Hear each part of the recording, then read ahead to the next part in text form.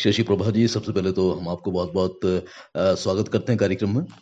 जी, बहुत धन्यवाद। हम सबसे पहले आपसे जानना चाहते हैं कि वीरांगना रानी लक्ष्मीबाई राष्ट्रीय सम्मान जो मध्य प्रदेश शासन की ओर से आपको दिया जा रहा है, उसको पाकर कैसा आपको अनुभव हो रहा है? क्या मन में विचार हैं?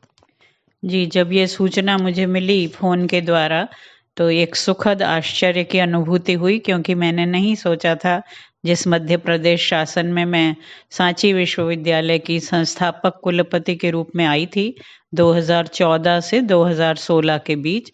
और मैंने वहाँ पर विश्वविद्यालय के आरंभिक स्तर पर जो कठिनाइयाँ होती हैं, उनको झेलते हुए पाठ्यक्रम शुरू किए थे। विश्वविद्यालय को तब भूमि आवंटित हो चुकी थी, किंतु अन्य सुविधाएं नहीं थी।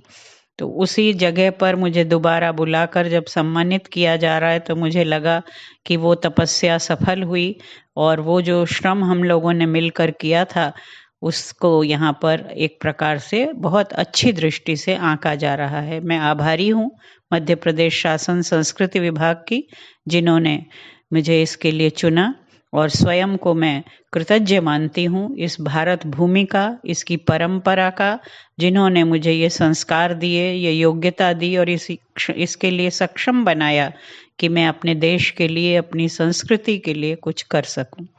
शशि प्रभा जी, आपको एक तकरीबन 50 साल से भी अधिक का अनुभव है जब आप अपनी मतलब विद्यार्थियों को पढ़ा भी रही हैं और लगातार आप लेखन के क्षेत्र में भी काम कर रही हैं।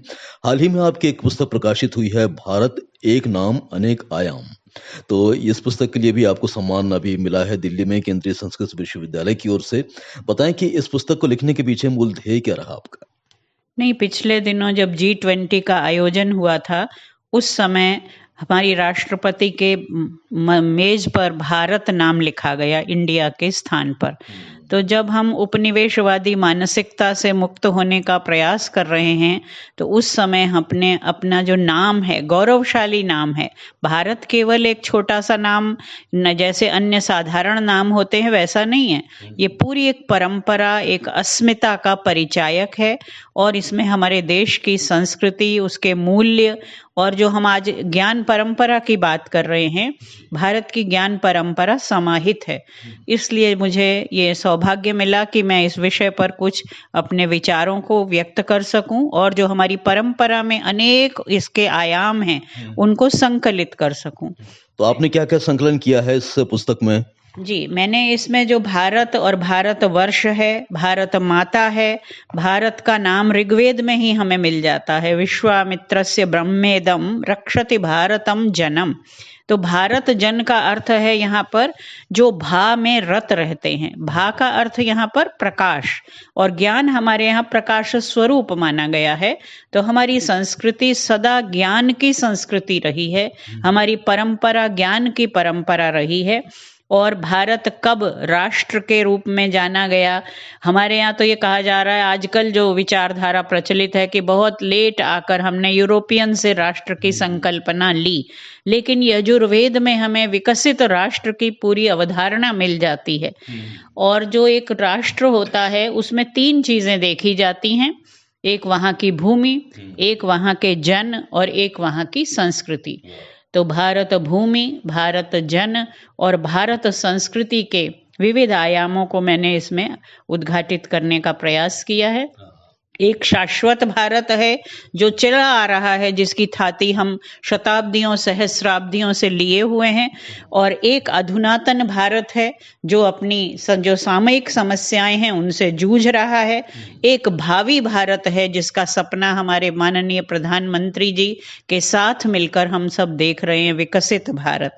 इन सब बिंदुओं को मैंने इसमें स्पर्श किया है, और मुझे सबसे बड़ी प्रसन्नता इस बात की है कि आज जो मध्य प्रदेश शासन द्वारा सम्मान दिया जा रहा है, वो एक ऐसी वीरांगना के नाम पर है।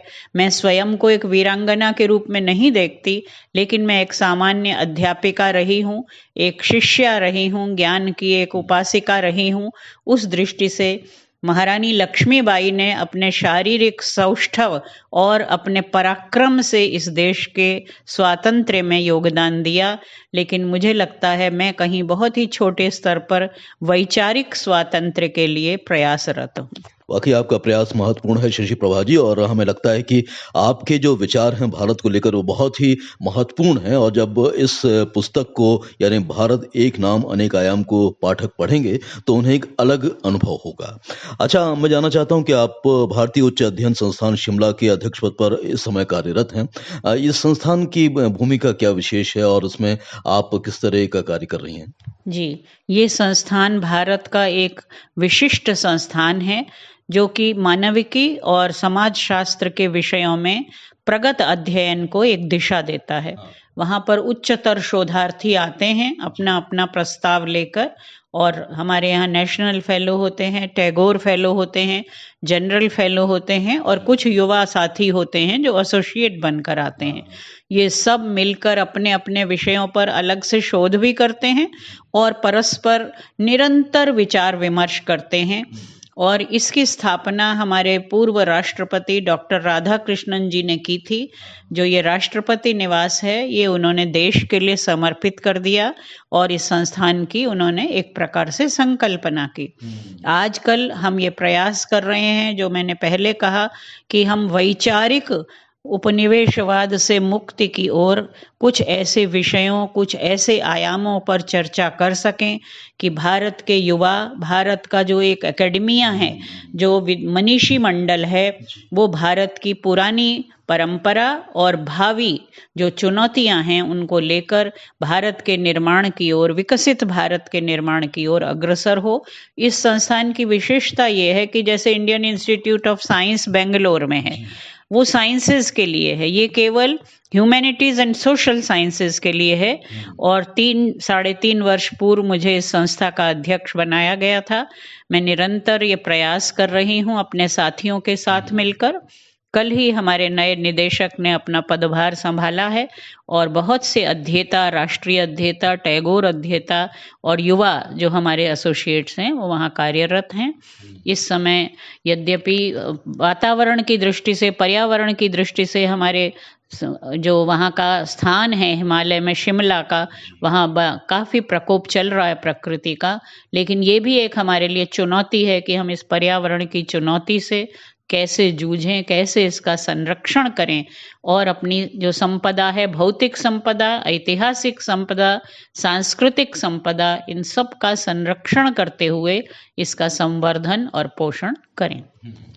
शशि प्रभा जी आपने संस्कृत को लेकर काफ़ी काम किया है और हाल ही में संस्कृत दिवस पर आपको दिल्ली में सम्मानित भी किया गया है केंद्रीय यूनिवर्सिटी की तरफ से। मैं जानना चाहता हूं कि संस्कृत वर्तमान में जैसे कि हम देख रहे हैं कि लगातार इसको विस्तार देने के प्रयास चल रहे हैं और इससे विस्तार मिल भी रहा है। आपकी दृष्टि में अभी और क्या इसके उत्थान के लिए काम किया जाना चाहिए क्योंकि बहुत सारे विद्यार्थी अब संस्कृत में रुचि रख रहे हैं? जी, आपने बिल्कुल सही कहा कि आजकल संस्कृत के प्रति लोगों की रुचि बढ़ रही है क्योंकि भारतीय संस्कृति, भारतीय मनीषा और जो भारतीय परंपराएं, भारतीय संस्कार, इनकी ओर लोगों का रुझान बढ़ रहा है। और ये सारा हमारा इतिहास, हमारा संगीत, हमारा विज्ञान, हमारा गणित और हमारे शास्त्र, ये सब संस्कृत भाषा में संरक्षित हैं। संस्कृत किसी धर्म विशेष की भाषा नहीं है, संस्कृत एक वैज्ञानिक भाषा है और वो हमारे एक प्रकार से थाती को संजोए हुए है अपने में। तो मैंने तो बचपन में, क्योंकि मेरे माता पिता ने मुझे गुरुकुल में पढ़ने के लिए भेजा, वहाँ से संस्कृत का बीज अंकुरित हुआ और पिछले 50-52 वर्ष से मैंने संस्कृत के विविध पक्षों का अध्ययन अध्यापन किया है। लेकिन भारतीय दर्शन मेरा विशेष क्षेत्र है, उसमें भी वैशेषिक दर्शन मेरे शोध का विषय है और उसी में मैं लगी हुई हूँ। तो आपने बहुत ही अच्छी पहल की है और लगातार आप सक्रिय हैं ऐसी हम चाहते हैं कि आने वाले समय में भी आपकी सक्रियता ऐसी बरकरार रहे। हमारे श्रोताओं से चलते-चलते क्या कहना चाहती हैं इस सम्मान को लेकर और उनकी क्या भूमिका बन जाती है अपने देश की माटी की जो अहमियत है उसको फैलाने के लिए, अपनी संस्कृति को और भी विस्तार देने के लिए? सब मेरा केवल यही निवेदन है कि आज स्वतंत्रता दिवस के अवसर पर हम स्वाधीनता से स्वतंत्रता की ओर आए हैं और स्वतंत्रता के साथ साथ हम अपने देश की संस्कृति और परंपरा पर गौरव रखें।